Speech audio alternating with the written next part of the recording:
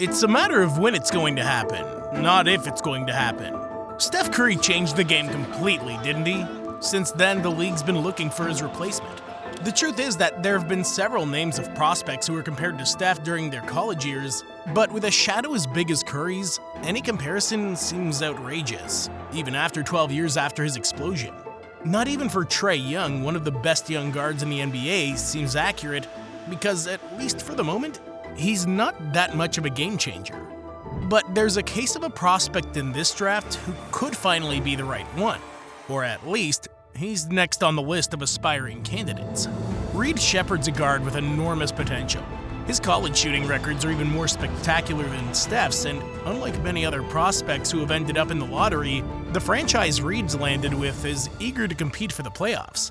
But beyond his comparisons, why would Reed Sheppard falling to third in the draft be considered a steal? What's really the potential of the Rockets' new guard? Let's talk about him. Reed was born in London on June 24, 2004. Not in that London you're thinking of, though. Not even in London, Ontario. We're talking about a town of just over 7,000 people in southeastern Kentucky, and you could say that his family's quite an institution there.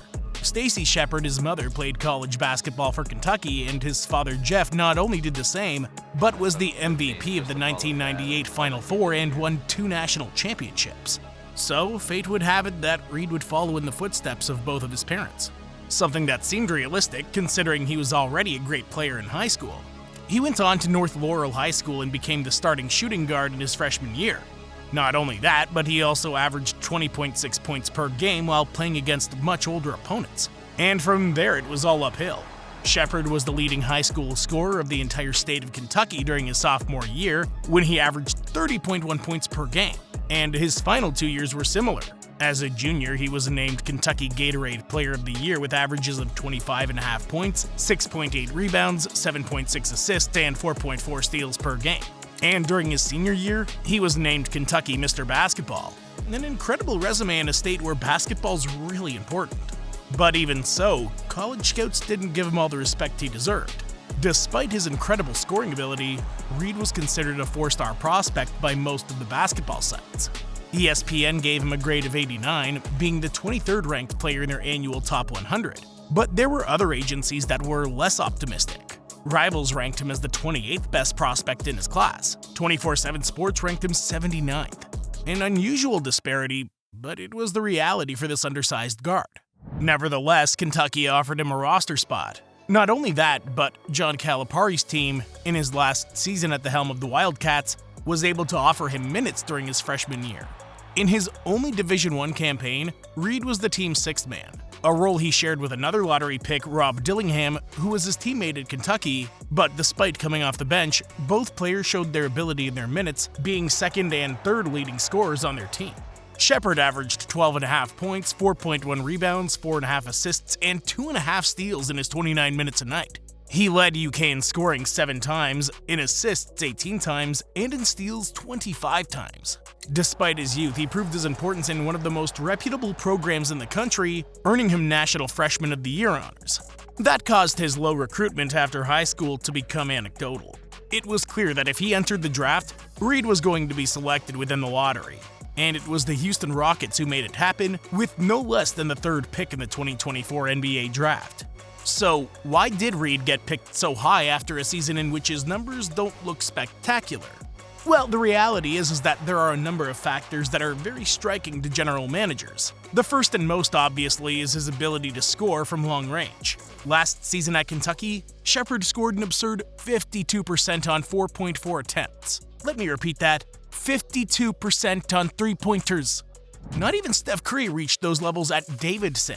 And the only reason Sheppard hasn't been recognized as the most efficient long-range shooter in Division I history is because he hasn't reached the number of minimum 3-pointers made that gets you into the rankings. Another Stephen Sir, the best shooter in NCAA history, averaged 47% in the 5 seasons he played between San Diego State and Northern Arizona. In fact, his career-high 3-point percentage in college was 49%. Well, Sheppard simply shattered these records. Both from the catch and shoot and off the dribble, Reed has proven to be a true sharpshooter. His form looks extremely polished and NBA ready, and his elevation when shooting is somewhat reminiscent of another one of the best shooters of all time, We're talking about JJ Redick. Both the Duke player and Reed love to take short dribbles to generate the minimum space to shoot, and both players, because of their ability to play off the ball, are capable of unbalancing the defense with their gravity. But Sheppard is actually a much more complete prospect than the former Clipper. Reed has shown great court vision. There have been nights, like in a December game against Louisville, that the guard surpassed 10 assists coming off the bench.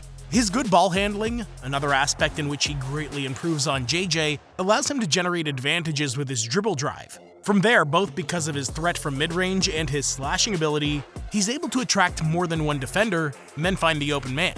And of course, like any scoring guard who wants to succeed in the NBA, Reed can pull up real fast in almost any context. He really has that quick trigger. Now, what's usually the problem with this type of player? What's usually the drawback that doesn't convince NBA scouts? Of course, we're talking about defense.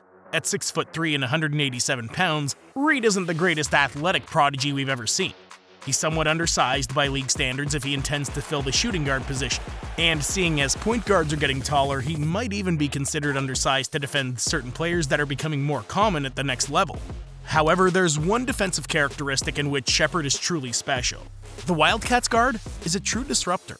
Reed not only managed 2.5 steals in 30 minutes per game, but he's also been one of the players with the most deflections in all of Division I. He's a theft wizard. In some ways, he's reminiscent of scrappy guards like TJ McConnell or Jose Alvarado, because he doesn't get those steals because of his big wingspan or great physical power.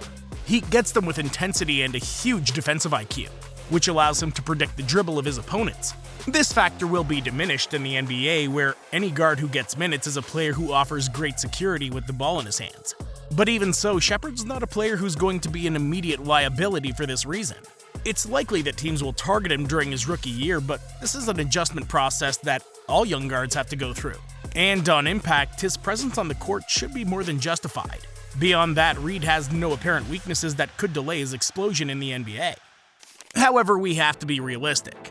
Had Sheppard been drafted by a franchise like the Washington Wizards or Portland Trail Blazers, the pressure on the player would have been minimal. In a way, he would have had a chance to shine, but he didn't. The Rockets, a team that at the beginning of last season even looked capable of qualifying for the playoffs in the West, need immediate production. Ime Udoka's roster needs to win, and they have the tools to do it. On the downside, this need to compete is going to put extra pressure on the former Kentucky guard from the start. It's unlikely that we'll see Reed as a starter. The Rockets already have Fred VanVleet and Jalen Green in their backcourt, two players who last season, especially in Jalen's case, proved they deserved their spot. However, Sheppard along with Amen Thompson will be the first options off the bench, so expect to see him in the rotation from the beginning of the season. No one knows how his career may turn out. Nobody knows if, like players like Jimmer Fredette, this type of undersized guard can end up panning out in the NBA. But what is clear that as of today, there are few rookies who seem to have more potential than Reed Sheppard, and probably won't be anything like either Alexander Sarr or Zachary Rizache, the two players who were chosen over him in the draft. Even if his worst-case scenario with a frame like his is not very encouraging, his style of play and his ability to excel are somewhat reminiscent of Stephen Curry. Is this statement that crazy? Well, wait a few months, or maybe a few years, and we'll find out.